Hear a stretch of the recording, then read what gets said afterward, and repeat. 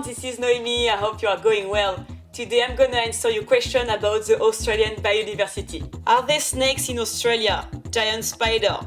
Are there really many animals that are deadly to humans in Australia?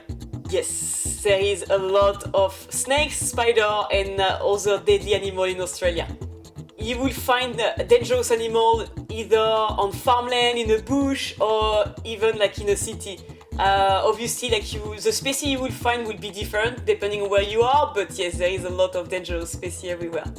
Snakes, let's talk about these animals. So, as you know, snakes are reptiles, so they feed on small prey like mammals, birds, amphibians, insects, but also like reptiles, including snakes. So they are likely to occur anywhere where they can find prey, but also area where they can rest, hide, stay warm and protect from predators.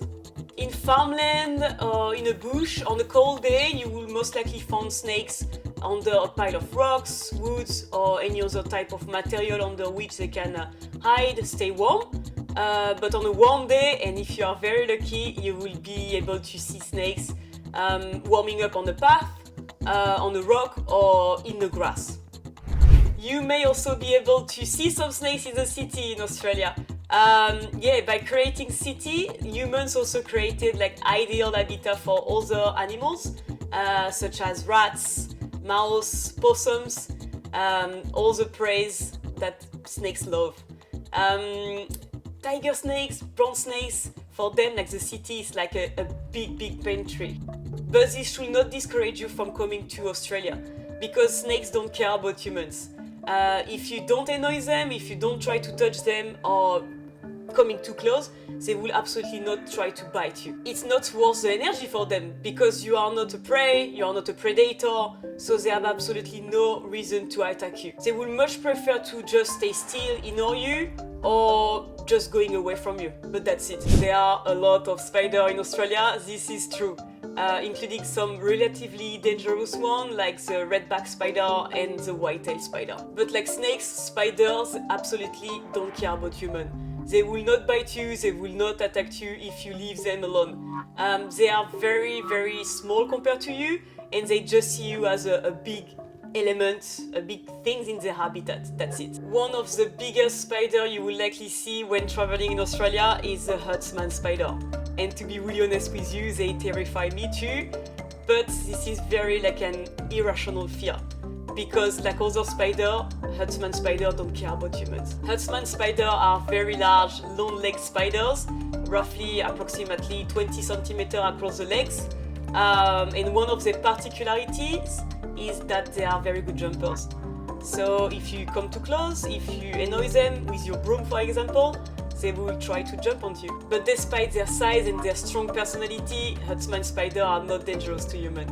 And there are many other animals in Australia that are much more dangerous to humans, like the saltwater crocodiles, the bull sharks, or even like the blue-ringed octopus. By the way, if you want me to talk a bit more about any other particular species, just let me know in the comments and I will get back to you. Question 2. So are the fauna and flora very different from the one in France?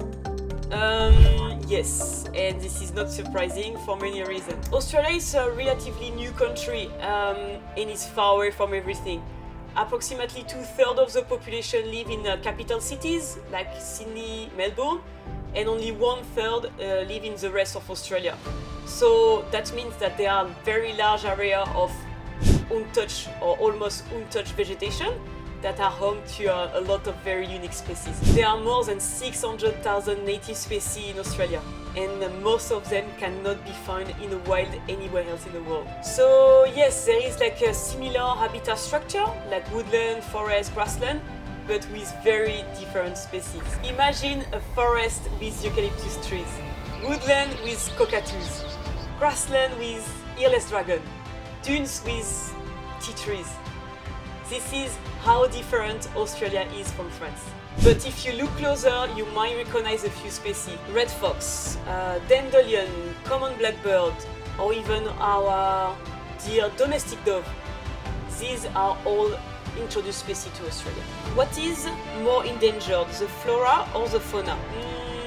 Both, because one cannot go without the other one. If you remove habitat, then you will impact flora. And so as a result, some plants will become threatened or even worse, become extinct. And because of that, some animal species will not be able to find their food or their habitats, and then they will become threatened as well, and worst case scenario, become extinct. Flora and fauna are interlinked, so they depend on each other for their survival. What are the threats of the species you study? There are many threats, and most of them are in one way or another links to humans. I would say for most of my project, like the main threats are habitat removal, habitat degradation, or fragmentation. Habitat removal is often required to construct new houses, warehouses, or paths, or any other type of construction. And once constructed, human activity will impact the area where vegetation remains by introducing weeds, rubbish, or any other type of pollution. In such a scenario, threatened flora species with a very limited range, for example, will have a lot of chance to become extinct. They just simply don't have legs to run away from danger. So if you remove their habitat, they will need to go somewhere else and find new resources, new territory. But then the other territory might be already occupied, and then you will put pressure on the animal already living there, and then increase the competition to the access to resource, and then most likely lead to the death of some of these animals. Animals are also severely impacted by development, and in most cases it's just because their habitat is removed and not replaced. For example, like some large bird species like the powerful owl or the gang cockatoo, they need like very large tree hollow to breed. So they need this hollow to build nest and raise their young. But it can take up to 200 years to a tree to produce such hollows. It's very rare, like there is no many of them in nature. So imagine if you remove such a trees, where this animal will go? What would they do to survive? They may try to disperse in the landscape and find a new territory, find a new hollow to breed, but this hollow might already be occupied by other birds or any other animals, like possum, for example.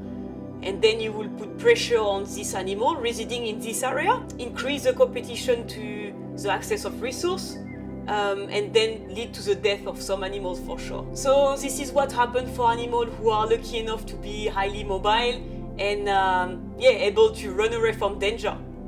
But what about the animals who are very tiny and are not fast or just can't move at all? For example, the striped legless lizard, that's a good example. It's like a very small lizard with no legs. It really looks like a very small snake. This animal, they will just die on sight.